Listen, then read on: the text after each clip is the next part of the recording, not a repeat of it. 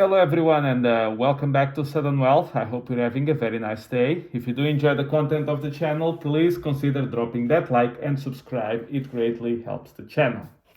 Now, today I would like to talk about something very different than from previous videos.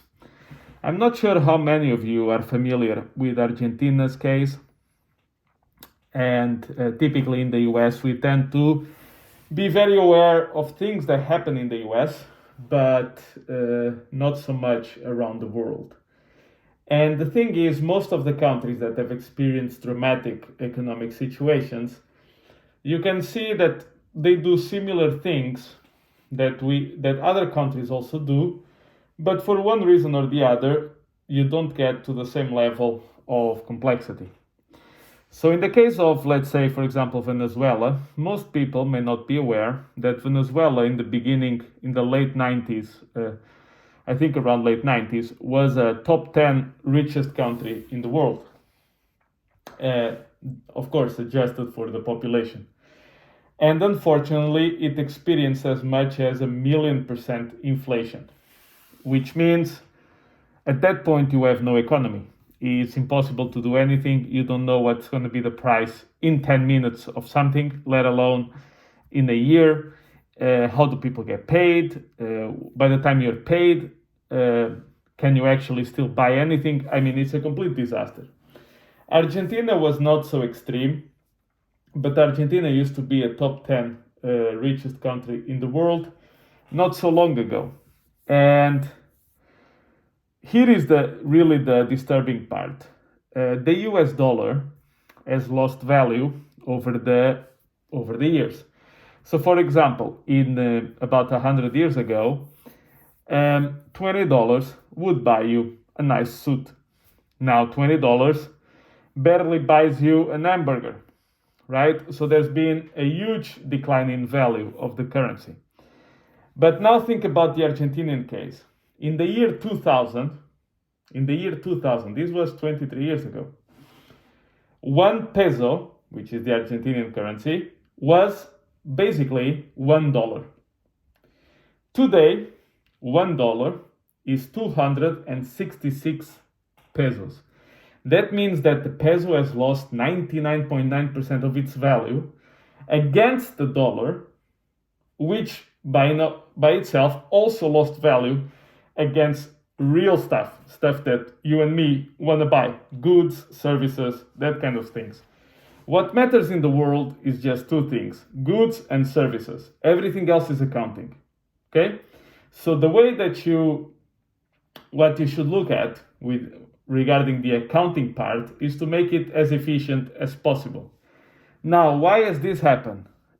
Huge government spending, money printing, huge accumulation of debt, inflation, etc. Things that you see in other countries. But because the Argentinian currency is useless outside of Argentina, you see this phenomena of the devaluation of currency happening at a very high pace.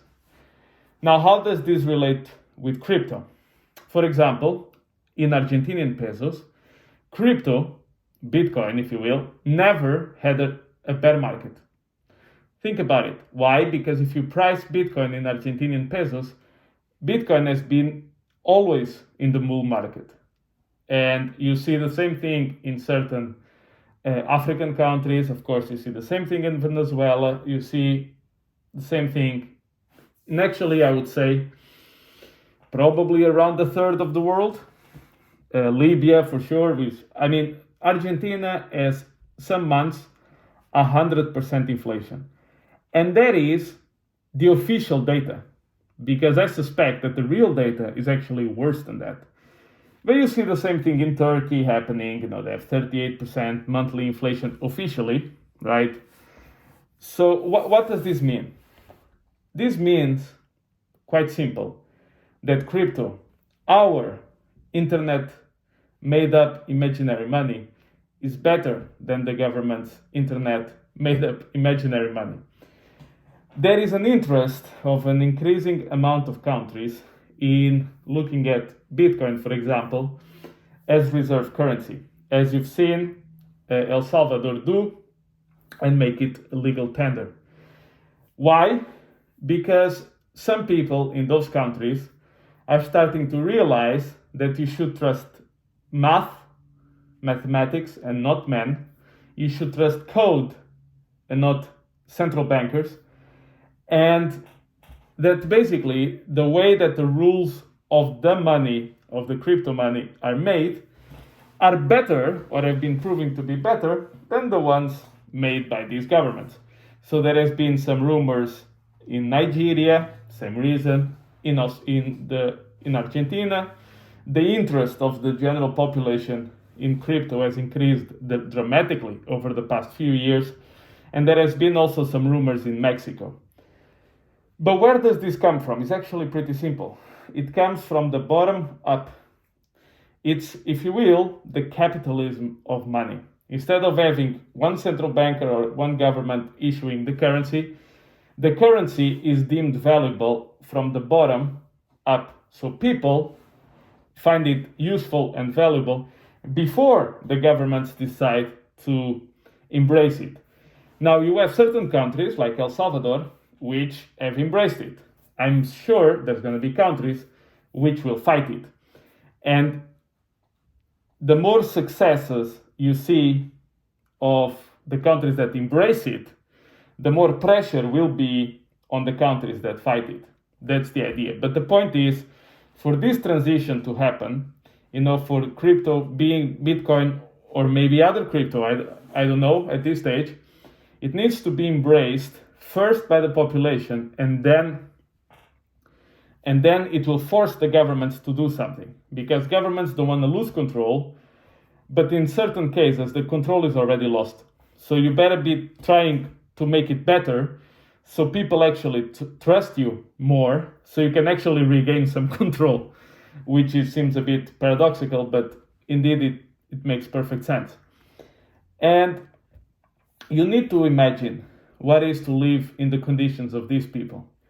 Because you see, the issue is that the government is being pressured to come up with a solution.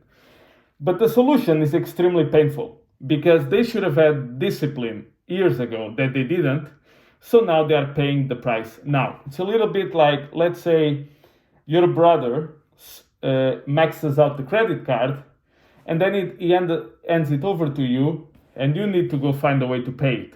Your job is much harder and much less fun than your brother's activities, let's say, right? And the issue with this is that in many cases the population, unfortunately, is not educated enough to understand that they are paying the price of what the previous government did. So what happens is, by the time that these people are actually starting to do something, there's a lot of pressure against them because people are suffering. But there's no way to regain the situation they had before without the suffering part. So that's why it's imperative for the well-being of countries and societies in the future that your money is not controlled by a certain government, cannot be printed to disguise recessions, cannot be printed to push up asset prices, that your friends and the people that give you a lot of money to get elected benefit from it. You need money that is demanded by the bottom, meaning by us, by the entire society, which is implemented up to the top and cannot be used as a weapon against other nations. That is the truth of a reserve currency.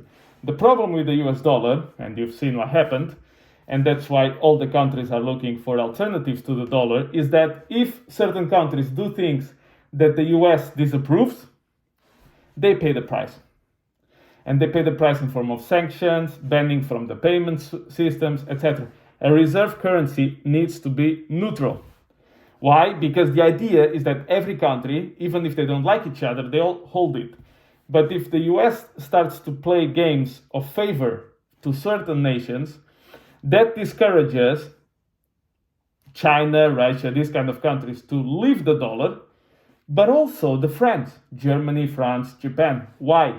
Because they are friends today. Will they be friends tomorrow? Who knows? What if Germany does something that the US doesn't like?